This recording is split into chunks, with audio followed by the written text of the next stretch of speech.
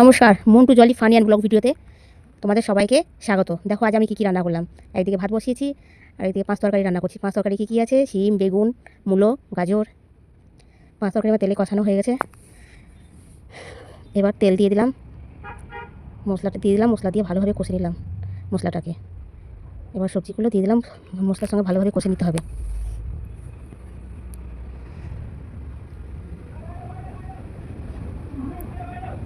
লবণ দিয়ে দিলাম পরিমাণ মতো, তোমরা যেমন লবণ খাও সেরকম লবণ দিয়ে দেবে।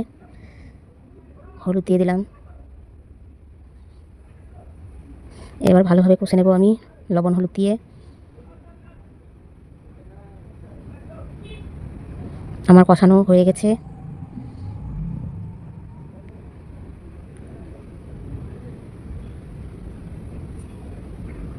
কষানো কমপ্লিট। এবার জল দিয়ে দেবো সিদ্ধ হওয়ার জন্য।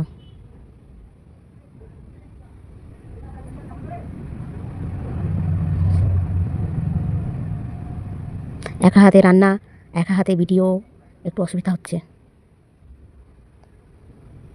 আমার সিদ্ধ হয়ে গেছে। একটা আলু পড়ে গেল নিচে,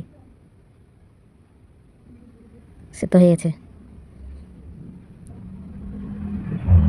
দেখো আমার পাঁচ তরকারি হয়ে গেল, নামিয়ে নিলাম।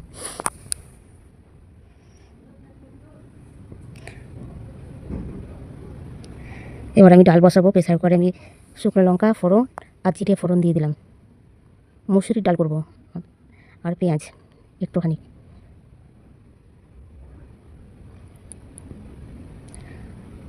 আমি একবারেই তেল লঙ্কা পেঁয়াজ পাঁচ ফোড়ন দিয়ে ডাল চাপিয়ে দেবো, একবারই হয়ে যাবে আমার সিদ্ধ। আমার ভাত হয়ে গেছে, ভাতটা নামিয়ে নেব।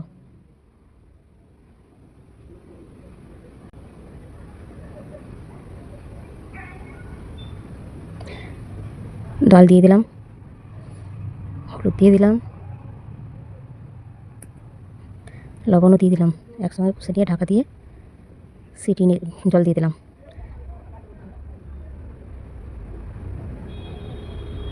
আমার প্রেসার করে 3টে সিটি লাগে। ডাল হয়ে গেল, কড়াইয়ে তেল দিয়ে দিলাম। এবার আমি ডিম রান্না করবো। দেখো ডিমটাকে একটু তেলে কষে নেব, তেলে ভেজে নেব। সবই কষে নিচ্ছি আমি। ডিম ভাজা হয়ে গেছে। অর্ধেকটা পেঁয়াজ কেটে পেঁয়াজ ফোড়ন দিলাম। পেঁয়াজটা ভালো করে ভেজে নিতে হবে। ভেজে নেওয়ার পর একটা টমেটো কেটে দিয়ে দেবো। টমেটো পেঁয়াজের সঙ্গে ভালোভাবে ভাজতে হবে। এবার মশলা দিয়ে দিলাম। মশলাটাকেও ভালোভাবে কষে নিতে হবে, কাঁচা কাঁচা গন্ধ বের হবে।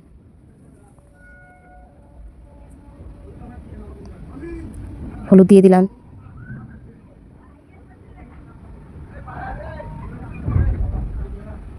পরিমাণ মতো লবণ দিয়ে দিলাম। মশলাটাকে ভালোভাবে কষে দিতে হবে। দেখো মশলা থেকে তেল ছেড়ে এসছে। এবার জল দিয়ে দিলাম। এবার ডিমগুলো দিয়ে দিব ঝোলে। ডিমগুলো দিয়ে দিলাম ভালোভাবে।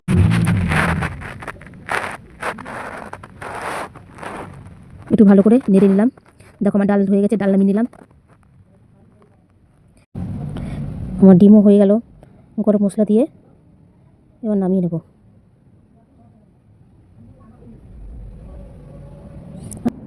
ডিমের কারি। ভিডিওটা ভালো লাগলে লাইক শেয়ার কমেন্ট করে দেবেন।